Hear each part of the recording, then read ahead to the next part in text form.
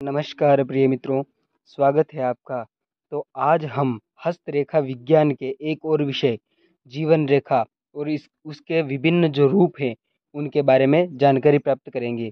तो बने रहिए हमारे साथ और वीडियो को अंत तक अवश्य देखें ताकि आपको भी आपकी जो जीवन रेखा है उससे आपकी उम्र का आपको पता चल सके। तो आइए फ्रेंड्स शुरू करते हैं।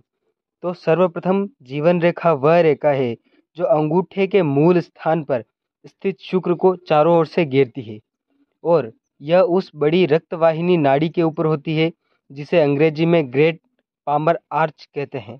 और यह रक्तवाहिनी नाड़ी हृदय, पेट और अन्य शारीरिक इंद्रियों से सीधी संबंधित होती है। इसी से इस रेखा को अपन जीवन रेखा या शक्ति रेखा भी कहते हैं। और जीवन रेखा का इंद्रियों के निकट संबंध होने के कारण ही इसके द्वारा आयु की अवधि का अध्ययन भी हम करते हैं। यदि आप निर्दोष जीवन रेखा के बारे में जाने तो निर्दोष जीवन रेखा वह होती है जो लंबी हो, सुस्पष्ट हो, उसमें कोई अनियमितताएं न हो और कहीं भी वह टूटी फूटी न हो। रेखा की ऐसी बनावट के फलस्वरूप जातक दीर्घायु होता है, जीवन शक्ति से पूर्ण होता है, सशक्त शरीर वाला और निरोगी होता है। जीवन रेखा पेट और जीवन संबंधी इंद्रियों का प्रतिनिधित्व करती है। यदि वह निर्दोष और बलवती हो तो पेट और हाजमा बिल्कुल ठीक रहता है। यदि जीवन रेखा छोटे छोटे टुकड़ों से बनी हो या जंजीराकार हो तो स्वास्थ्य निर्बल होगा, पेट खराब रहेगा और जातक में जीवन शक्ति की कमी होगी। इस संबंध में कीरो, जो एक हस्तरेखा वैज्ञानिक है, उन्होंने एक महत्वपूर्ण बात बताई है। तो उनका जो कहना है कि जीवन रेखा शरीर के ऊपरी धड़ का प्रतिनिधित्व करती है, इसलिए इस रेखा में टूट फूट, बुरे चिन्ह, दीप अधिकतर ऊपरी धड़ में कष्ट करने के संकेत होते हैं। करतल में प्रत्येक रेखा और चिन्ह दो पार्ट जो है उसका दो पार्ट यानी कि वो दो तरीके से आपको फल देती है। तो एक तो यह कि जातक को अपने संपूर्ण जीवन में किसी रोग का शिकार होने की संभावना है और दूसरा यह कि रोग जीवन के किसी भाग में गंभीर रूप धारण कर सकता है। प्रकृति की इस विचित्रता को समझने के लिए कीरो, जो हस्तरेखा वैज्ञानिक हैं, ने जीवन रेखा को उपयुक्त भागों में विभाजित किया है। और इस विषय पर लिखने का कोई विचार नहीं है, परंतु इस विद्या में विश्वास रखने वालों को यह जानने में दिलचस्पी होगी कि हस्तरेखा विज्ञान और ज्योतिष में बहुत सामंजस्य है। तो अंगुलियों के मूल में स्थित क्षेत्रों से वे भाग जिस प्रकार प्रभावित हैं, रेखा के इस प्रकार के विभाजन से प्रभाव तथा जन्म के मास का ज्ञान कर स्वास्थ्य रोगों और जीवन में आने वाले संकटों के विषय में ठीक तरह से जानकारी प्राप्त की जा सकती है। अब जो जीवन रेखा है, सबसे पहले इस महत्वपूर्ण रेखा के गुणों को अपन को जानना चाहिए। कुछ हाथों में जीवन रेखा चौड़ी और छिछली होती है, सतह के ऊपर बनी होती है। अन्य हाथों में वह गहरी और पतली होती है। चौड़ी और छिछली रेखा को देखकर कुछ लोगों का अनुमान होता है कि वह अच्छे स्वास्थ्य और सबल शरीर की संसूचक है, परंतु वास्तव में गहरी और पतली रेखा इस संबंध में अधिक गुणकारी मानी जाती है। चौड़ी रेखा उन लोगों के हाथ में पाई जाती है जिनमें पार्श्विक शक्ति अधिक होती है। यह रेखा कुछ कार्यों में तत्परता दिखाने के लिए प्रेरित करती है। डाकू, चोर, व्यभिचारी तथा असामाजिक तत्वों की जीवन रेखा चौड़ी या मोटी लकीर लिए होती है।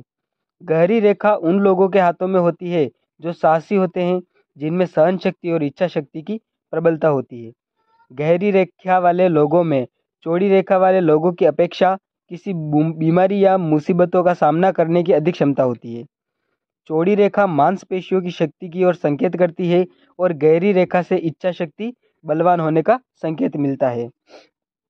यदि जीवन रेखा जंजीराकार हो तो निर्बल स्वास्थ्य की वह संसूचक होती है, विशेषकर जब हाथ कोमल हो। यदि हाथ कठोर और दृढ़ हो तो जंजीराकार रेखा का अधिक बुरा प्रभाव नहीं पड़ता, क्योंकि कठोर और दृढ़ हाथ वाला जातक सशक्त शरीर वाला होता है और स्वास्थ्य की निर्बलता का मुकाबला करने की क्षमता उसमें होती है। एक और महत्वपूर्ण ध्यान देने वाली बात यह है कि जीवन रेखा की बनावट कैसी है। वह या तो सीधी शुक्र क्षेत्र को जाकर उसके विसरण को छोटा कर देती है या एक अर्धवृत्त का रूप लेकर शुक्र क्षेत्र को घेरती है। पहली परिस्थिति में जातक निर्बल शरीर का होता है और उसमें आकर्षण शक्ति की कमी होती है।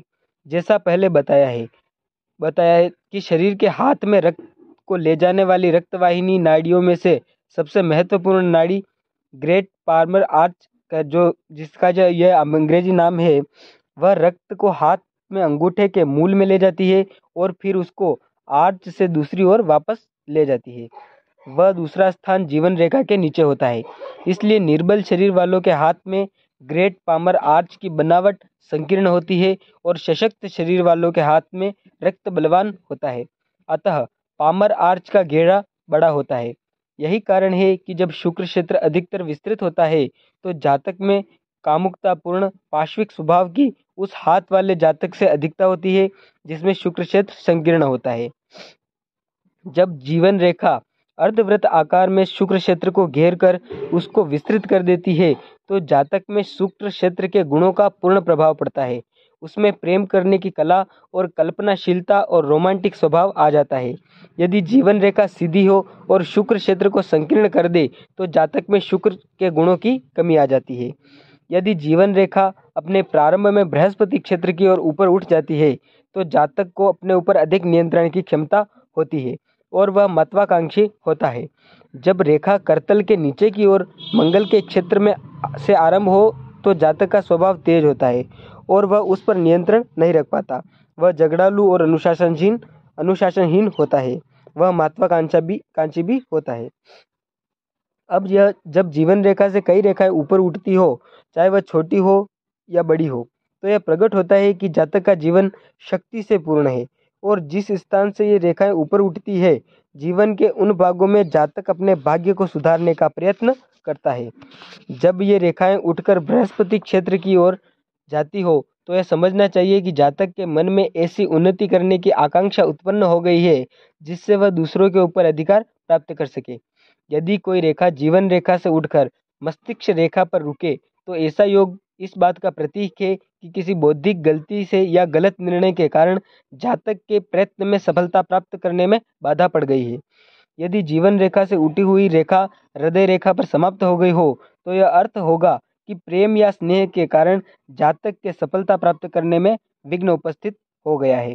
यदि इन उठती हुई रेखाओं में से कोई भाग्य रेखा में मिल जाता है तो वह यह संकेत करती है कि उस समय से जब वह जीवन रेखा को छोड़ती है, जातक अपना भाग्य सुधारने का दृढ़ प्रयत्न करता है और उन परिस्थितियों में जिससे वह घिरा होता है अपने आप को स्वतंत्र करता है। कीरो का मत यह है कि समय का अनुमान भाग्य रेखा पर उस स्थान से करना चाहिए जो जीवन रेखा से उठती हुई रेखा के स्थान से बिल्कुल सामने पड़े। ऐसी रेखा का भाग्य रेखा से मिलना बहुत सौभाग्यपूर्ण चिन्ह माना जाता है, विशेषकर जब भाग्य रेखा उस मिलन के बाद पहले से अधिक बलवान हो गई हो। इस योग का एक सौभाग्यपूर्ण लक्षण और है, जो सुखद घटना जीवन रेखा से उठती हुई रेखा के समय होती है, वैसी घटना एक निश्चित समय बाद जातक के जीवन में फिर घटित होती है। उदाहरण के लिए यदि ऐसी उठती हुई रेखा जातक के 26वें वर्ष में देखी जाती है तो इस चिन्ह का अर्थ और भी निकला जाता है। वह यह कि जातक उस समय अपने घर और संबंधियों के बंधन से मुक्त होकर अपनी पसंद की स्त्री से विवाह करता है। यदि कोई उठती हुई रेखा भाग्य रेखा से अलग रहकर शनि क्षेत्र की ओर जाए तो वह दूसरी भाग्य रेखा बन जाती है। उसके बाद मंगल रेखा, यह वह रेखा होती है जो शुक्र क्षेत्र में जीवन रेखा के अंदर उसके समानांतर अर्धवृत्त के रूप में होती है।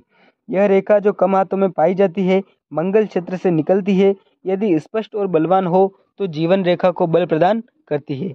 इसके होने से जीवन में जीवन शक्ति की वृद्धि होती है और रोगों का मुकाबला करने की क्षमता मिलती है। फौजियों और उन लोगों के हाथ में जो संकटपूर्ण व्यवसाय करते हैं, यह एक शुभ चिन्ह माना जाता है। यदि जीवन रेखा कहीं से टूटी हो और उसके पीछे सबल मंगल रेखा मौजूद हो तो जातक की टूटी जीवन रेखा के कुप्रभाव से रक्षा होती है। यदि मंगल रेखा गहरी हो और लाल रंग की हो तो जातक संकटपूर्ण कार्यों और झगड़ों में रुचि लेता है, क्योंकि इसके कारण उसके दिमाग की गर्मी बढ़ जाती है। यदि मंगल रेखा से कोई शाखा निकलकर चंद्र रेखा की ओर चली जाए तो जातक के स्वभाव में उत्तेजना और बेचैनी काफ़ी मात्रा में उत्पन्न हो जाती है। यदि मस्तिष्क रेखा निर्बल हो तो जातक मद्यपान और नशीले पदार्थों के सेवन में लिप्त हो जाता है।